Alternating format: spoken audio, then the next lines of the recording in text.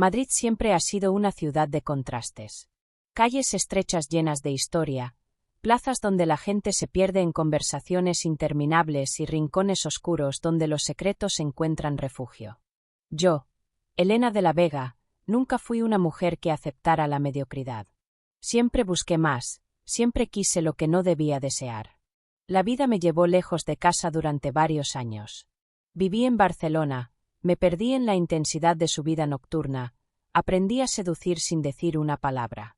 Pero ahora estaba de vuelta en Madrid, en la casa de mi hermana Julia, con una maleta llena de ropa de marca y un corazón hambriento de emociones nuevas. Julia era todo lo contrario a mí, dulce, prudente, tradicional. Se casó joven con Álvaro Ferrer, un hombre de negocios con una carrera impecable y una reputación intachable. Eran la pareja perfecta, en apariencia. Cuando entré en su casa por primera vez después de tantos años, noté que nada había cambiado. La misma decoración elegante pero sin alma, la misma rutina, la misma tranquilidad monótona. Y entonces lo vi. Álvaro estaba apoyado en el marco de la puerta, observándome. Llevaba una camisa blanca impecable, remangada hasta los codos, y pantalones oscuros de corte perfecto. No era el mismo chico tímido que recordaba de mi adolescencia. Su mirada tenía peso, un aire de cansancio mezclado con curiosidad. «Elena», dijo con una sonrisa ligera, «bienvenida de vuelta». No respondí de inmediato. Lo observé, tomándome mi tiempo. «Parece que la vida te ha tratado bien», murmuré, permitiendo que mi voz bajara de tono, casi como un susurro. Su sonrisa se mantuvo, pero sus ojos se oscurecieron apenas por un instante. Ahí supe que el juego había comenzado. Esa noche hubo una cena familiar. Julia se esmeró en cocinar, los niños correteaban por la casa, y Álvaro me miraba cuando pensaba que nadie lo veía. Elegí mi vestido con cuidado. Un diseño negro ceñido que marcaba cada curva de mi cuerpo.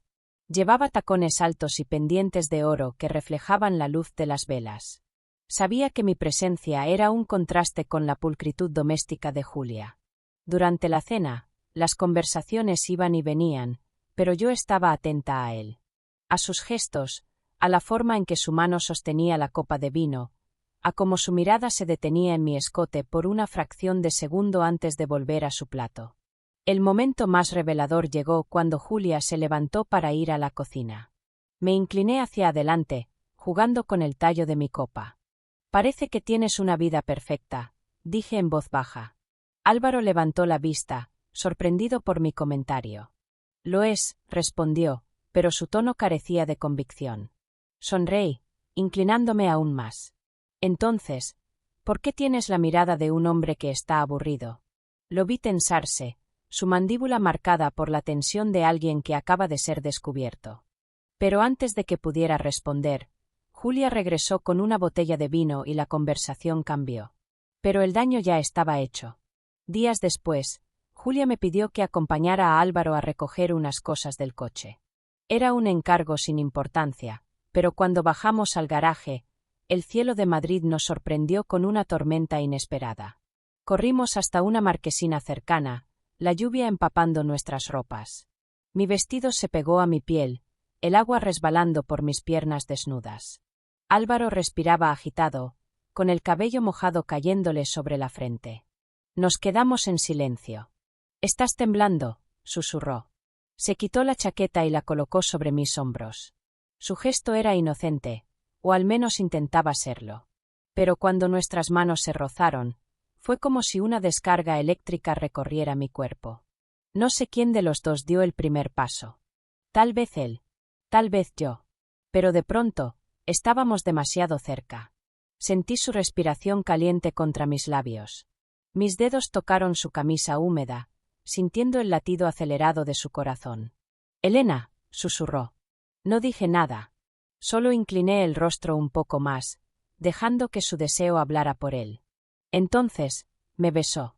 Fue un beso robado, prohibido, desesperado. Sus labios eran firmes, su mano en mi cintura me sostuvo con fuerza. Durante esos segundos, el mundo dejó de existir. Pero entonces, como si un rayo lo golpeara, Álvaro se apartó de golpe.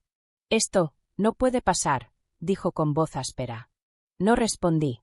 Solo me quedé mirándolo, con la chaqueta aún sobre mis hombros, sabiendo que él sentía lo mismo que yo. Y que ese beso no sería el último. La lluvia había dejado su rastro en la ciudad, pero en mi piel aún quedaban las huellas de aquel beso. Álvaro no volvió a mencionarlo. Durante los días siguientes, evitó quedarse a solas conmigo. Su sonrisa era la misma, su tono de voz mantenía la cordialidad, pero sus ojos estaban llenos de una tormenta que él mismo no sabía cómo controlar. Y eso me divertía. Sabía que intentaba olvidarlo. Sabía que cada noche, mientras dormía junto a Julia, su mente lo traicionaba y lo llevaba de regreso a aquella marquesina, a la forma en que su cuerpo había respondido al mío. Pero lo más delicioso de un juego es prolongarlo hasta que el deseo se vuelva insoportable. Y yo tenía toda la paciencia del mundo. Esa noche, Julia organizó una cena en casa. Amigos, música suave, copas de vino sirviéndose una tras otra. Yo elegí mi vestido con precisión, rojo, de satén, con un escote que dejaba al descubierto la línea de mis clavículas y mi espalda desnuda. Me recogí el cabello en un moño suelto y dejé que unos pendientes dorados rozaran mi piel con cada movimiento. Cuando bajé las escaleras, el murmullo de la conversación se interrumpió un segundo. Y luego, sentí su mirada. Álvaro estaba en la otra esquina del salón, con un vaso de whisky en la mano. Sus nudillos estaban blancos por la fuerza con la que lo sostenía. Sabía que me deseaba.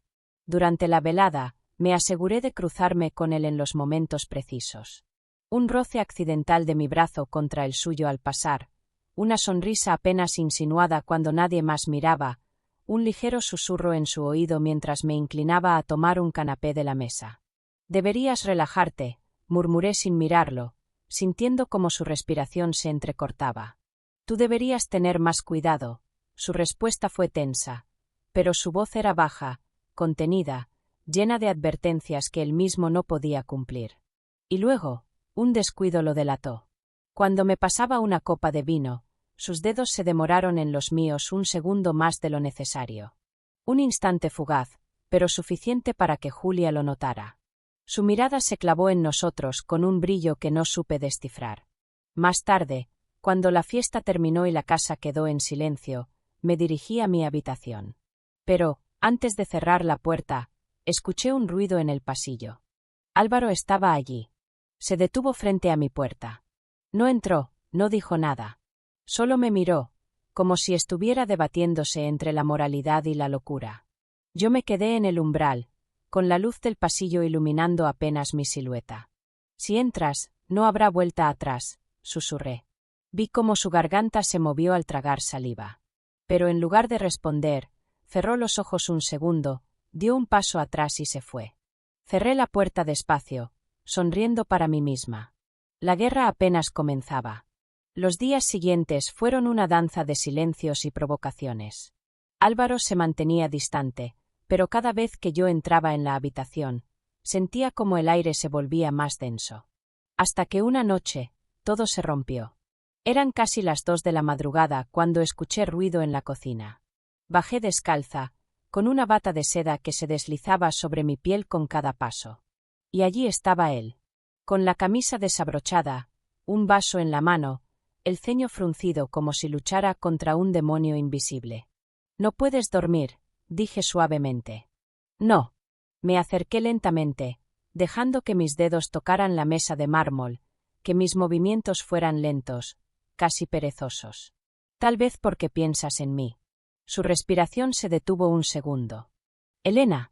No lo dejé terminar. Me acerqué hasta que el aroma de su piel me envolvió, hasta que mis labios quedaron a milímetros de su cuello. «Dímelo», susurré. «Dime que no me deseas y me iré ahora mismo». Su vaso se deslizó de sus dedos y cayó al suelo con un estrépito. Y entonces, me besó. No fue como la primera vez. Ahora no había titubeos ni miedo. Sus manos se aferraron a mi cintura, su cuerpo se pegó al mío, su boca exploró la mía con una urgencia contenida por demasiado tiempo. Mis dedos se deslizaron por su pecho desnudo, sintiendo el calor de su piel. Su aliento era entrecortado, sus manos firmes pero temblorosas. Nos besamos allí, en la penumbra de la cocina, con el sonido de la respiración entrecortada y el eco de un vaso roto en el suelo. Sabía que estaba destruyéndolo. Y eso solo me hacía desearlo más. Al día siguiente, todo cambió. Álvaro evitaba mirarme a los ojos, pero no podía evitar buscarme en cada rincón. Nos rozábamos al pasar, nos quedábamos demasiado tiempo cerca el uno del otro, nos escondíamos en los rincones oscuros de la casa. Era un secreto peligroso. Pero el peligro siempre ha sido el mejor afrodisíaco. Lo que no esperaba era que Julia lo notara. Una tarde, mientras tomábamos café en la terraza, me miró fijamente. «Te has vuelto muy cercana a Álvaro», dijo con una sonrisa, pero sus ojos estaban afilados. Me limité a encogerme de hombros. «Es un hombre encantador». Sí, su tono fue pausado, calculado. «Pero ten cuidado, Elena. No todo lo que brilla es oro».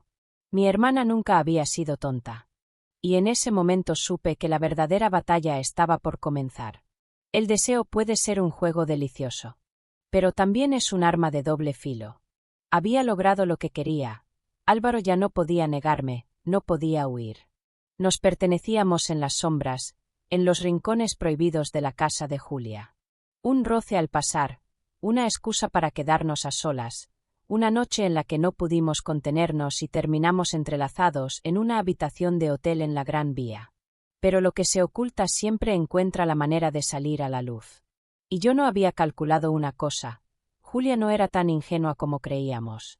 La tensión en la casa se volvió insoportable. Julia ya no sonreía como antes. Sus preguntas sobre Álvaro se hicieron más constantes. Y lo peor de todo, me observaba. Sabía que algo estaba pasando, pero aún no tenía pruebas. Hasta que encontró una. Aquella tarde, Álvaro y yo nos vimos en el ático de un hotel boutique en el barrio de Salamanca. Fue un encuentro apresurado, desesperado, el tipo de pasión que se siente cuando sabes que estás caminando sobre el filo de un cuchillo. Cuando volvimos a casa, Julia nos esperaba en la sala. Llevaba mi bufanda en la mano. La misma que había olvidado en el hotel. «¿Esto es tuyo, Elena?», preguntó con una calma que me hizo estremecer. Miré a Álvaro. Su rostro estaba pálido. Mi mente trabajó rápido. Podía mentir, podía decir que la había perdido en la calle, que alguien la encontró. Pero entonces vi sus ojos. Julia ya sabía la verdad. Lo que siguió fue una tormenta. ¿Desde cuándo? Su voz se rompió en un grito lleno de rabia y dolor.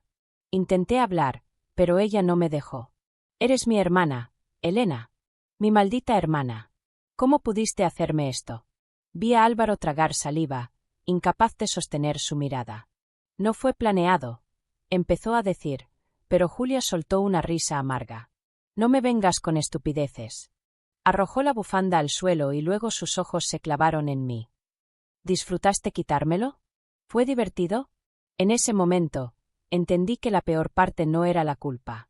Era verla a ella, rota, devastada por mi traición. Pero lo que dijo después fue lo que realmente me dejó sin aire. «Espero que lo disfrutes, Elena. Porque lo que empieza con traición, siempre termina igual». Y con esas palabras, dio la vuelta y se fue. La caída fue rápida. Julia pidió el divorcio de inmediato. Se llevó a los niños, las cuentas bancarias fueron congeladas, la familia de Álvaro le dio la espalda. Pensamos que al fin podríamos estar juntos. Pero lo que nació de la mentira nunca puede florecer. Nuestra relación se volvió un laberinto de silencios incómodos, de noches donde dormíamos espalda con espalda. Álvaro ya no me miraba con deseo, sino con resentimiento. Hasta que un día, lo encontré en un café. No estaba solo. Frente a él, una mujer sonreía mientras él le susurraba algo al oído. Mi sangre se heló. Era la misma sonrisa con la que una vez me miró a mí. Y en ese momento, entendí la verdad. Nadie pertenece a nadie. Y lo que se construye sobre cenizas, solo deja más cenizas. Me marché de Madrid sin mirar atrás. Las historias como la mía no tienen finales felices. Pero antes de irme, recibí un mensaje de un número desconocido.